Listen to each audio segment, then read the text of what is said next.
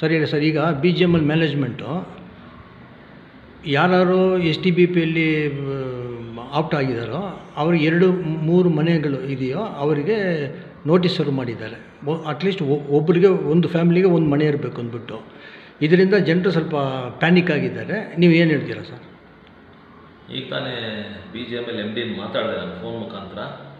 ಅವರು ಏನು ಒಂದು STPB ಸೆಟಲ್ಮೆಂಟ್ಸ್ ಏನು ಮಾಡ್ಕೊಂಡಿದ್ದಾರೋ 2001 ಇಲ್ಲ 2002 ಆ ವರ್ಷದಲ್ಲಿ, ಆವಾಗ ಅಗ್ರಿಮೆಂಟ್ ಏನು ಮಾಡಿದ್ದಾರೆ ಅಂದರೆ ಒಂದು ಫ್ಯಾಮಿಲಿಗೆ ಒಂದು ಮನೆ ಇರಬೇಕು ಅಂತ ಮಾಡಿದ್ದಾರೆ. ಬಟ್ ಅದಕ್ಕಿಂತ ಮುಂಚೆನೇ ನಮ್ಮ ಕಾರ್ಮಿಕರು 2 ಇಲ್ಲ 3 ಮನೆಗಳು ತೊಗೊಂಡಿದ್ದಾರೆ. ಅದು ಅಕಾರ್ಡಿಂಗ್ ಟು ರೂಲ್ಸ್ ಆವಾಗ ಏನು BGML ನಡೀತಾ ಇತ್ತು, ಆಪ್ಷನ್ ಇತ್ತು, ಅದಕ್ಕೆ ತೊಗೊಂಡಿದ್ದಾರೆ. ಆದರೆ ಇವಾಗ ಏನು ಈ ಮನೆಗಳಿಗೆ ಪೊಸೆಷನ್ ಸರ್ಟಿಫಿಕೇಟ್ ಕೊಡಬೇಕು ಅಂತ ಏನು ಬಂದಿದೆಯೋ, ಇವಾಗ ಸುಮಾರು ಒಂದು 900 ಜನಕ್ಕೆ ಎಂಪ್ಲಾಯೀಸ್ ಆಲ್ರೆಡಿ ಒಂದೂವರೆ ವರ್ಷ ಹಿಂದೆ ಪೊಸೆಷನ್ ಸರ್ಟಿಫಿಕೇಟ್ ಕೊಟ್ಟಿದ್ದಾರೆ. ಮಿಕ್ಕಿದ್ದು ಎಷ್ಟು ಜನಕ್ಕೆ ಕೊಡಬೇಕು, ಆವಾಗ ಈ ಪ್ರಾಬ್ಲಮ್ ಶುರುವಾಗಿರೋದು.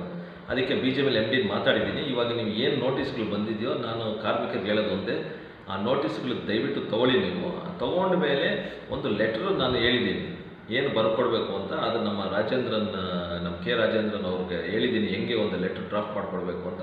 ಆ ಡ್ರಾಫ್ಟ್ ಮಾಡಿ ನಮ್ಮ BGML ಆಫೀಸ್ಗೆ ಕೊಟ್ಟರೆ, ಒಂದು ಕಾಪಿ ನನಗೂ ಕೊಟ್ಟರೆ, ನಾನು ಅದನ್ನು BGML MD ಜೊತೆ ಮತ್ತು ಮೈನ್ಸ್ ಸೆಕ್ರೆಟರಿ ಜೊತೆ ಮಾತಾಡಿ ನಿಮ್ಮ ಈ ಪ್ರಾಬ್ಲಮ್ನ ಸಾಲ್ವ್ ಮಾಡೋಕ್ಕೆ ಒಂದು ಪ್ರಯತ್ನ ಮಾಡಿ ಒಂದು ಹಂತಕ್ಕೆ ತರ್ತೀನಿ ಅಂತ ಹೇಳೋಕ್ಕೆ ಇಷ್ಟಪಡ್ತೀನಿ. ಮತ್ತು ದಯವಿಟ್ಟು ನೀವು ಏನು ಆತಂಕ ಪಡಬೇಡಿ, BGML ಎಂಪ್ಲಾಯೀಸು ನಿಮ್ಮ ಜೊತೆ ನಾನು ಇದ್ದೀನಿ ಅಂತ 1 ವರ್ಷದಿಂದ ಹೇಳ್ಕೊಬಂದಿನಿ. ನಿಮ್ಮ ಜೊತೆ ನಾನು ಇರ್ತೀನಿ ಅಂತ ಹೇಳೋಕ್ಕೆ ಇಷ್ಟಪಡ್ತೀನಿ. ಸರ್, ಈಗ ಬರೀ 900 ಮನೆಗಳಿಗೆ ಮಾತ್ರ ಇದು ಪೊಸಿಷನ್ ಸರ್ಟಿಫಿಕೇಟ್ ಕೊಟ್ಟಿರೋದು, ರಿಮೈನಿಂಗ್ ಇನ್ನೂ ಕೊಟ್ಟಿಲ್ಲ. ಅವು ಯಾವಾಗ ಕೊಡ್ತೀರಾ? ಏನೋ ಟೈಮ್ ಲೈನ್ ಇಟ್ಟಿದ್ದೀರಾ ಬರೋಕ್ಕೆ? ಇವಾಗ ಈ ಒಂದೊಂದು ಎಂಪ್ಲಾಯ್ಗೆ 2-3 ಮನೆ ಇದ್ದಾಗ ಅದಕ್ಕೆ ಈ ಪ್ರಾಬ್ಲಮ್ ಶುರುವಾಗಿರೋದು. ಈ ಪ್ರಾಬ್ಲಮ್ ಸಾಲ್ವ್ ಆಗಿದ ತಕ್ಷಣ ಆ ಮಿಕ್ಕಿದ ಪೊಸಿಷನ್ ಸರ್ಟಿಫಿಕೇಟ್ಸ್ ಅವ್ರು ಕೊಡ್ತಾರೆ. ಬಟ್ ಪೊಸಿಷನ್ ಸರ್ಟಿಫಿಕೇಟ್ ಕೊಡೋ ಮುಂಚೆ ಈಗ ಒಂದು ಲೆಟ್ರ್ ನೀವು ಇದಕ್ಕೆ BGML ಆಫೀಸ್ಗೆ, KGF ಆಫೀಸ್ಗೆ ಕೊಡಬೇಕು ಅಂತ ಹೇಳೋಕ್ಕೆ ಇಷ್ಟಪಡ್ತೀನಿ. ಈಗ ಆಲ್ರೆಡಿ 900 ಮನೆಗಳಿಗೆ ಪಟ್ಟ ಕೊಟ್ಟಿದ್ದಾರಲ್ಲ, ಮುನ್ಸಿಪಾಲ್ಟಿ ಅವರು NOC ಕೊಡೋಲ್ಲ ಅಂತ ಅವ್ರು ಕೂತಿದ್ದಾರೆ. ಆ NOC ಕೊಡಬೇಕು ಅಂತ ಏನು ಅವತ್ತು ನಾನೊಂದು ಮೀಟಿಂಗ್ ಮಾಡಿದೆ KGFಲ್ಲಿ. ಆವತ್ತು ಒಂದು ಲೆಟ್ರ್ ಕೊಡಪ್ಪ ಅಂತ BGML ಕಮಿಷನರ್ಗೆ ಹೇಳಿದ್ದೆ. ತಂದು ಕೊಟ್ಟ ಮೇಲೆ, ನಾನು ಮೈನ್ಸ್ ಸೆಕ್ರೆಟ್ರಿಗೆ ಕೊಟ್ಟ ಮೇಲೆ ಈ ಪ್ರೋಸೆಸ್ ಶುರುವಾಗಿರೋದು.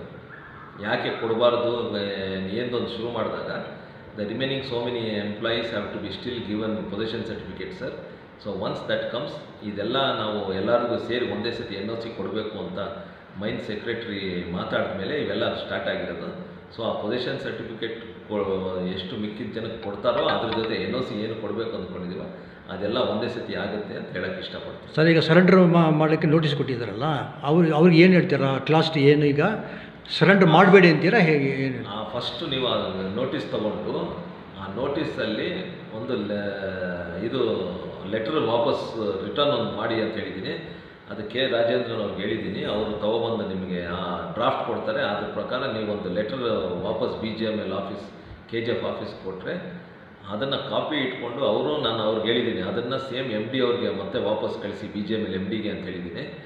ಅದನ್ನು ಅಲ್ಲಿ ಹೋದ್ಮೇಲೆ ನಾನು ಅವ್ರ ಜೊತೆ ಮಾತಾಡಿ, ಹಿಂಗೆ ಯಾರ್ಯಾರು ಮನೆಗಳು 2-3 ಮನೆಗಳು ತೊಗೊಂಡಿದ್ದಾರೋ ಅದೇನು ಸುಮ್ಮನೆ ಅಂತೂ ತೊಗೊಂಡಿಲ್ಲ, ಅವ್ರಿಗೆ ಬೇಕು ಅಂದಿದ್ದಕ್ಕೆ, ಆವಾಗ ಅವಶ್ಯಕತೆ ಇದ್ದಿದ್ದಕ್ಕೆ ಅವ್ರು ತೊಗೊಂಡಿರೋದು. ಅದಕ್ಕೆ ನೀವು ಅದನ್ನು ಆ ಮನೆಗಳನ್ನ ನೀವು ವಾಪಸ್ ತೊಗೋಬೇಡಿ ಅಂತ ಹೇಳಿ ನಾನು ಅದಕ್ಕೆ ಒತ್ತಡ ಹಾಕಿ ನಮ್ಮ ಮೈನಿಂಗ್ ಮಿನಿಸ್ಟರು ಮತ್ತು ಮೈನಿಂಗ್ ಸೆಕ್ರೆಟರಿ ಇಬ್ಬರೂ ಮಾತಾಡಿ ಆ ಆಸ್ತಿಗಳು, ಮನೆಗಳು ಏನಿದೆಯೋ ಅದು ವಾಪಸ್ ನಿಮಗೆ ಬಂದಂಗೆ ನನ್ನ ಪ್ರಯತ್ನ ಮಾಡ್ತೀನಿ.